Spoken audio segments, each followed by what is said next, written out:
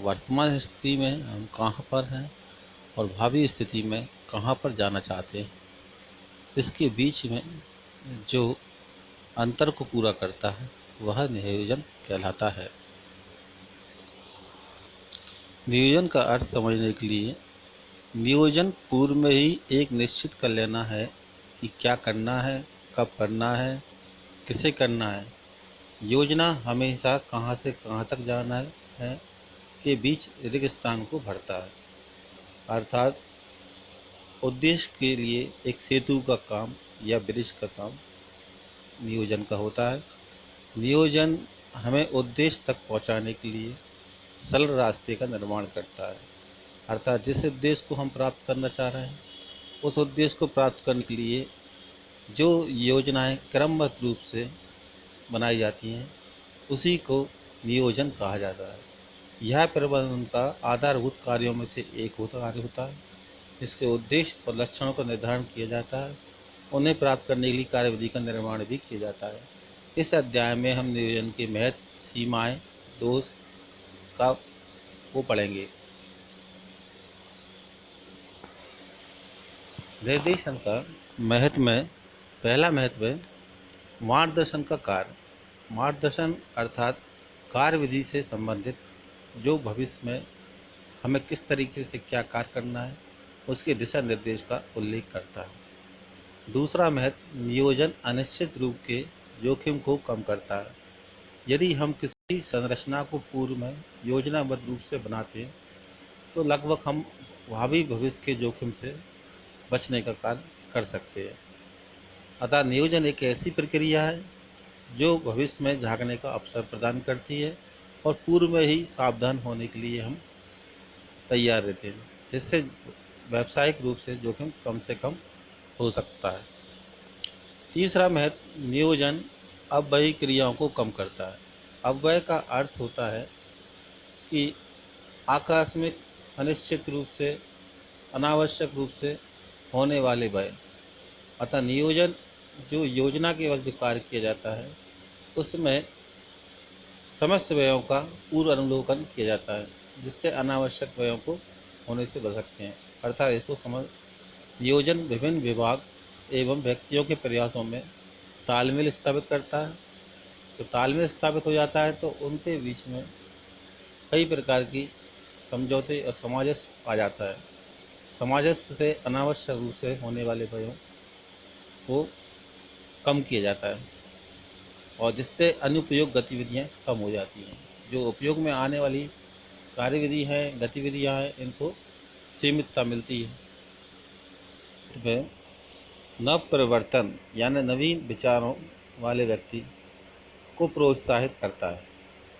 नियोजन विभिन्न विभाग या व्यक्तियों के प्रयासों में तालमेल स्थापित करता है, जिससे बिना उपयोग में आने वाली गतिविधियां कम होती है और शीघ्र से अपने विचारों को प्राप्त करने के लिए प्रोत्साहित होते हैं।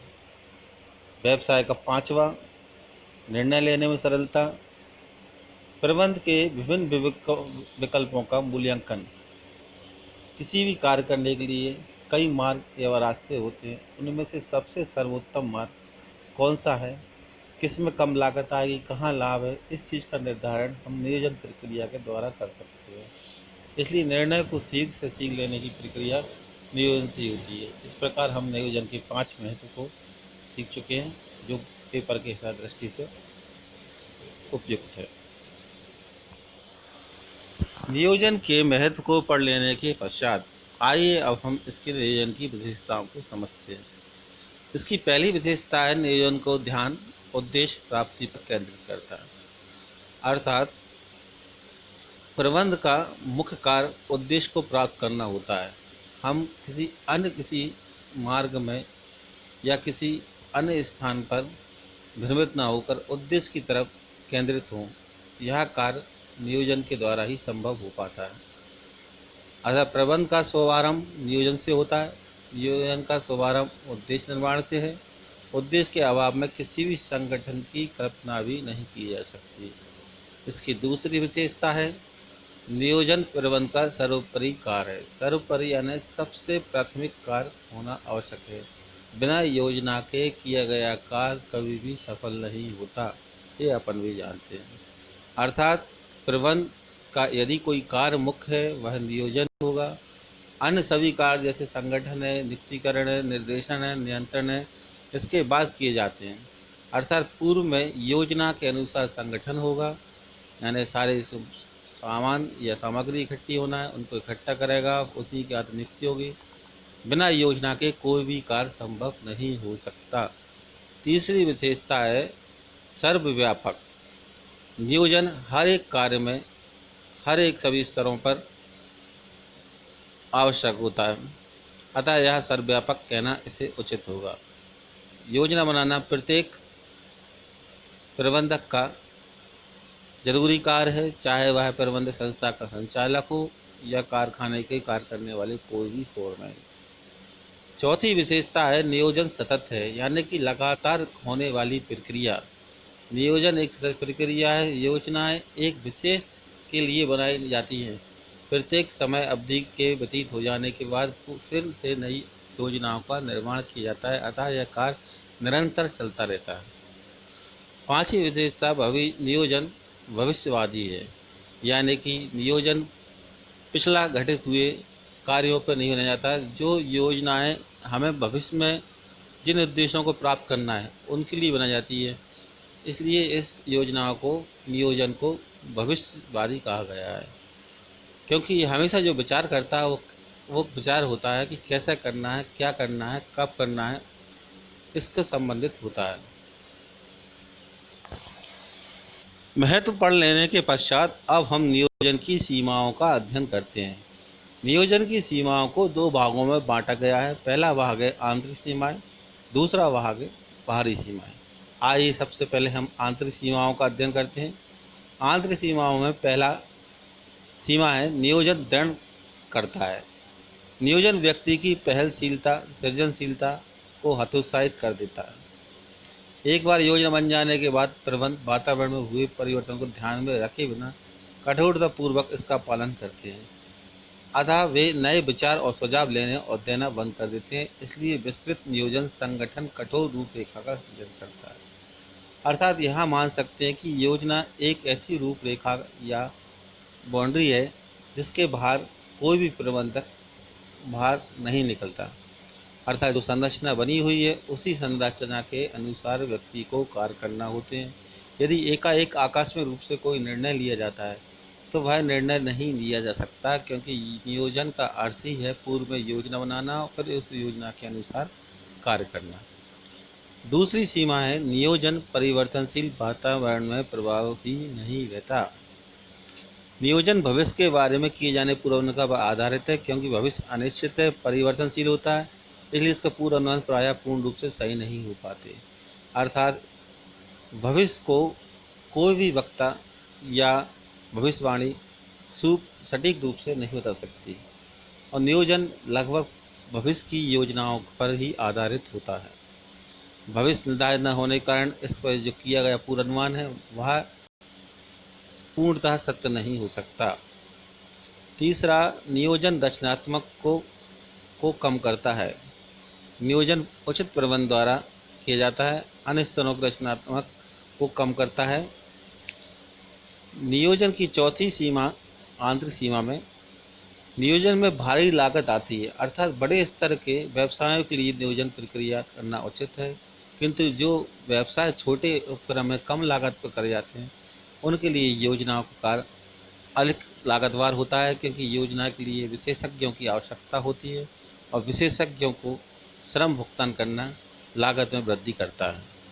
पांचवी सीमा नियोजन समय नष्ट करने वाली प्रक्रिया है।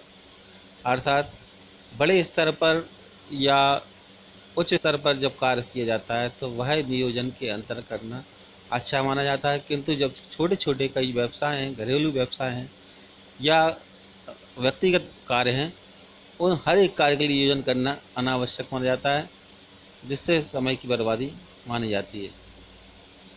नियोजन की पांच आंतरिक सीमाएं पढ़ लेने के पश्चात आइए हम बाहरी सीमाओं के बारे में अध्ययन करना चाहते हैं। पहली सीमा है सरकारी नीति में परिवर्तन होने के कारण नियोजन असफल हो जाता है। अर्थात समय समय पर सरकार की नीतियाँ व्यवसाय के प्रति बदलती रहती हैं। एकाएक परिवर्तन होने के कारण पूर्व में बनाई गई योजना भविष्य में असफल भी हो जाती है। दूसरा, बाहरी सीमा में प्राकृतिक कारण जैसे बाढ़ है, भूकंप है आदि कारण भी नियोजन के सफलता को प्रभावित करते हैं।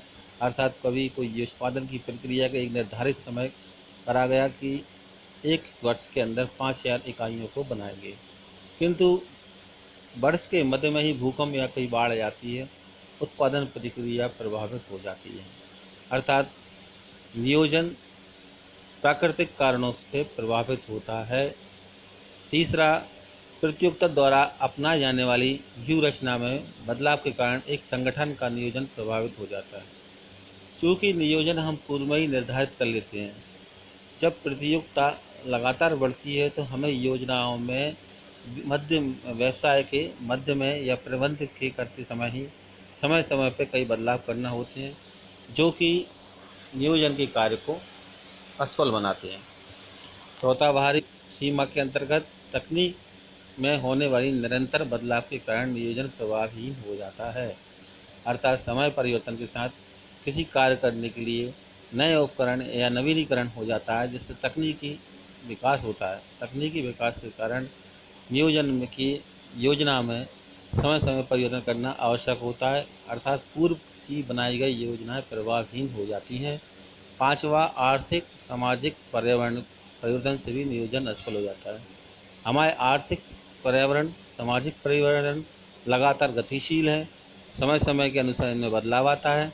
योजनाएं पूर्व निर्धारित करते हुए लगातार व्यवसाय उन्हीं योजनाओं को पालन नहीं कर सकता, उन्हें भी इन्हीं के अनुसार अपना परिवर्तन करना अनिवार्य होता है, क्रिया के रूप में माना जाता है। आइए इसको आगे समझते हैं। उद्देश्य का निर्धारण। प्रक्रिया का अर्थ होता है कि हर एक चरणबद्ध रूप से कार्य। इसका पहला चरण उद्देश्य का निर्धारण है, अर्थात नियोजन प्रक्रिया में पहला कदम उद्देश्य का निर्धारण करा जाता है। अर्थात निर्धारित होने के उपरांत उसी दिशा में कार्य को के प्रति योजनाएं बनाई जाती है। दूसरा, परिकल्पनाओं का विकास। परिकल्पना यानी कि जो पूर्व निर्धारित उद्देश्य है, उस उद्देश्य के क्षेत्र को ध्यान रखते हुए उस पर विचार विमर्श या विचारों का या कल्पनाओं का समावेश किया जाता है। योजना भविष्य से संबंधित होती हैं, भविष्य की अनिश्चितता से संबंधित होती है, इसलिए प्रबंधकों को कुछ पूर्व कल्पनाएं करनी होती हैं, यह परिकल्पनाएं कहलाती हैं। योजना में पूर्व कल्पनाओं में बाधाएं, समस्याएं आदि सभी चीज़ों पर ध्यान रखा जाता है। उदाहरण के रूप पर यदि हम किसी एक निश्चित निर्धारित इकाइयों का उत्पादन करना चाहते हैं, तो उसके लिए पूर्व में कल्पना की जाती है कि हम उत्पादन में किन किन समस्याओं का सामना करेंगे, अर्थात किन किन चीज़ों की उपलब्ध होना आवश्यक है, इन सभी चीज़ों पर विचार करना आवश्यक होता है। तीसरा बिंदु, कार्यवाही की वैकल्पिक विधियों की पहचान। उद्देश्य निर्धारण होने के बाद उन्हें प्राप्त करने के लिए विभिन्न विकल्पों की पहचान की जाती है। जैसे हम जानते हैं, उत्पादन के भी कई विकल्प यानी कि ऑब्जेक्ट प्राप्त होते हैं कि हम एक ही कार्य को कई अलग अलग तरीके या अलग अलग ढंग से कर सकते हैं। उनमें से कौन सा तरीका या हमारा कार्य करने का तरीका कौन सा सही उचित होगा, सर्वोत्तम होगा, उसका चयन करना आवश्यक होता है, जो कि नियोजन के द्वारा ही संभव होता है। चौथा बिंदु, विकल्पों का मूल्यांकन। जो विकल्प अपन ने चुनाव करा है उसके क्या अच्छाई हैं, क्या बुराई हैं, इन सब की जानकारी को एकत्रित कर कर उनका मूल्यांकन करा जाता है तथा उनके परिणाम को ध्यान में रखकर उसका चुनाव करना ही नियोजन कहलाता है। विकल्पों का चुनाव। तुलनात्मक रूप से जो विकल्प हमें प्राप्त हुए थे उनमें से सर्वोत्तम विकल्प कौन सा है, इसको चुनना ही विकल्पों का चुनाव होता है। ऐसा विकल्प चुना जाता है जो कि गुण, अवगुण, संसाधन, परिणामों के आधार पर विकल्प सर्वाधिक लाभकारी और कम से कम ऋणात्मक परिणाम देने वाले, अर्थात जो कम से कम हानि पहुंचाएं, ऐसे विकल्पों को इस व्यापार के रूप में शामिल किया जाता है। आइए नियोजन समझ लेने के पश्चात हम योजनाओं को समझते हैं। योजना संगठन द्वारा अपने उद्देश्यों को प्राप्त करने के लिए प्रस्तावित कार्रवाई, अर्थात पूर्व निर्धारित उद्देश्य। जिन उद्देश्यों की तरफ हमको जाना है, उस उद्देश्य तक पहुंचने के लिए जो भी हम कार्य करते हैं, उस कार्य को ही हम योजना बोल सकते हैं। यह दस्तावेज है जिसमें यह उल्लेखित होता है कि निश्चित उद्देश्य को किस प्रकार प्राप्त किया जाना है। एक निश्चित योजना के निर्धारण का महत्व इस तथ्य को स्पष्ट हो जाता है कि किसी उद्देश्य को प्राप्त करने के लिए एक से अधिक उपाय हो सकते हैं। एक ही उद्देश्य के लिए हम कई प्रकार के कार्यों से या मार्गदर्शन के द्वारा उस उद्देश्य तक पहुंच सकते हैं, परंतु वह मार्ग जो कि सर्वश्रेष्ठ है, सही रूप से अपने कार्य तक पहुंचा सकता है, तो उसी मार्ग को चयन करना ही योजना ही कहलाता है। तार्किक योजना की सहायता से संगठन के उद्देश्य सरलतापूर्वक प्राप्त किया जा सकता है। तार्किक अर्थात हर एक कारण का के प्रति क्या तथ्य हैं, इनको देखना, उस पर विचार विमर्श करना, हर एक चीज़ का कारण निर्धारण करना। इस तरीके से जो योजना होती है वो उद्देश्य को सफलतापूर्ण बनाती है। एकल प्रयोग योजना। व्यवसाय में एकल प्रयोग योजना से हमारा आशय उन योजनाओं से होता है जो कि विशिष्ट उद्देश्य वाली एकल परियोजना अथवा घटना हेतु तैयार की जाती हैं या उन गतिविधियों पर लागू होती हैं जिनकी पुनरावृत्ति अथवा जिनका दोहराव नहीं होता। ये एक विशिष्ट उद्देश्य को प्राप्त करने हेतु तैयार की जाती हैं। अर्थात एकल प्रयोग मतलब एक ही प्रकार से प्रयोग की जाने वाली एक ही कार्रवाई के लिए बनी है योजना, अन्य किसी कार्रवाई के लिए योजना ना बनी हो। इस प्रकार की जो योजना बनाई जाती है वो एकल प्रयोग की जाती है। इस प्रकार की योजना का विकास विशिष्ट परिस्थितियों के अनुरूप ही किया जाता है। एकल प्रयोग योजना की अवधि विचारार्थ परियोजना कार्य पर निर्भर करती है, जो कि एक दिन से लेकर कई माह तक भी हो सकती है। उदाहरण अपन लेकर चलें तो इसमें एक विशेष विज्ञान अभियान की रूपरेखा विज्ञापन अभियान के क्रियान्वयन के पश्चात इस योजना की प्रासंगिक समाप्त हो जाती है। यद्यपि इस प्रकार की योजना भविष्य में नई योजना तैयार करने हेतु उपयोगी होती है। योजना को यदि हम समझना चाहें तो इस चित्र के माध्यम से ठीक तरीके से समझ सकते हैं। अर्थात वह कार्य जिसमें उद्देश्य, विधि, मोर्चाबंदी, कार्यविधि, नीति, नियम, स्थायी योजना, एकल प्रयोग, बजट प्रयोग आदि शामिल हों। आइए निम्न बिंदु को हम विस्तृत रूप से समझते हैं। योजना। स्थायी योजना के प्रकार में पहला प्रकार है उद्देश्य। उद्देश्य अभिप्राय उन अंतिम बिंदुओं से होता है जिन्हें हम प्राप्त करने के लिए संगठन को प्रयत्नशील करते हैं। अर्थात प्रत्येक वह कार्य जिसको हम प्राप्त करना चाहते हैं तथा जिसके लिए हम कार्य करने के लिए इच्छुक हैं। उद्देश्य प्रबंध का वह गंतव्य स्थान है जहां उसे भविष्य में पहुंचना है। नियोजन के अंतर्गत सर्वप्रथम उद्देश्य का निर्धारण किया जाता है। यदि उदाहरण लेके चलें, बिक्री को 10% बढ़ाने का उद्देश्य किसी उपक्रम में रखा हुआ है। निवेश पर 20% की दर से आय प्राप्त करना है। उद्देश्य स्पष्ट होने चाहिए तथा ये मापने एवं प्राप्त करने योग्य होना आवश्यक है। दूसरा प्रकार व्यू रचना यानी कि मोर्चाबंदी। व्यू रचना से अभिप्राय उन योजनाओं से जिन्हें एक संगठन परिस्थिति, चुनौतियां एवं अवसरों का सामना करने के लिए तैयार करता है। जब एक संस्था के प्रबंधकों द्वारा कोई नई योजना बनाई जाती है तो उसे आंतरिक व्यू रचना कार्यनीति कहा जाता है। और जब कोई योजना प्रतियोगिता की योजना को सामना करने के उद्देश्य से बनाई जाती है उसे कार्यनीति या व्यू रचना कहा जाता है। तीसरा चरण नीति। नीति समान दिशा निर्देश कथन होते हैं जो उद्देश्य की प्राप्ति के लिए किए गए निर्णयों को एक रूपता प्रदान करते हैं। अर्थात उद्देश्य की तरफ जो भी निर्णय लिए जाते हैं वो एक निश्चित दिशा को प्रदान करने वाले कथन जो होते हैं वह नीति कहलाती है। नीतियाँ संस्था के कार्यरत पदों को दिशा प्रदान करती हैं, अपेक्षाकृत लचीली होती हैं, जिन्हें आवश्यकता पड़ने पर परिवर्तन किया जा सकता है। उदाहरणतः संस्था द्वारा एक नकद आधार पर बिक्री करना, संस्था में उपलब्ध कुछ पदों के महिला के लिए आरक्षित करना भी एक नीति बनाई जा सकती है। चौथा बिंदु कार्य विधि। कार्य विधियाँ वे योजना होती हैं जो किसी कार्य को पूरा करने के लिए जाने वाली विभिन्न क्रियाओं को क्रम निश्चित करती हैं। अर्थात हम किसी कार्य को किस तरीके से किन किन चरणों में करेंगे, उन चरणों में से पहला चरण कौन सा, उसके बाद दूसरा कौन सा, इन सभी चीज़ों का क्रम निश्चित करने की प्रक्रिया जो है वो कार्य विधि होती है। इसके द्वारा यह दर्शाया जाता है कि किसी कार्य को किस प्रकार किस क्रम में करना है। इसके द्वारा कार्यों के निष्पादन में सहायता प्रदान होती है, जैसे कर्मचारियों का चयन करना आदि। पांचवा बिंदु नियम। नियम वे विशिष्ट कथन हैं जो बताते हैं किसी विशेष परिस्थिति में क्या करना है, क्या नहीं करना। इनके द्वारा यह निर्धारित किया जाता है कि कार्य करते समय किन किन बातों का ध्यान रखना आवश्यक होता है। नियम निश्चित और कठोर होते हैं तथा इनके द्वारा संस्था के अनुशासन सुनिश्चित किया जाता है। उदाहरण, कर्मचारियों को प्रशिक्षण देने के लिए प्रयोग की गई विभिन्न विधियां को नियम कहा जाएगा।